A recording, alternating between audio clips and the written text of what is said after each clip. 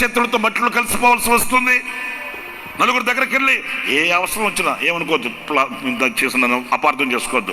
ఏదన్నా ఒక అక్కర వస్తే ఆ పక్కింటి వాళ్ళ దగ్గరకో ఇవిడికో ఒకటికి ఫోన్ చేసి ఒక 4,000 ఇస్తావా, కొంచెం అవసరమైంది.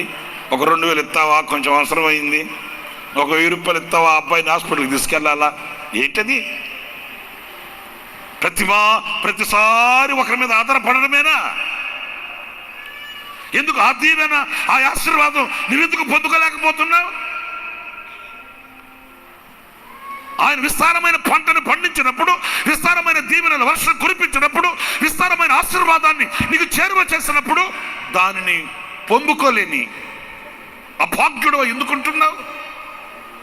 ఈరోజు సిగ్గుతో తలదించుకోవలసిన అవస్థ ఎందుకు వస్తుంది? నిద్ర నిద్ర నిద్ర నిద్ర.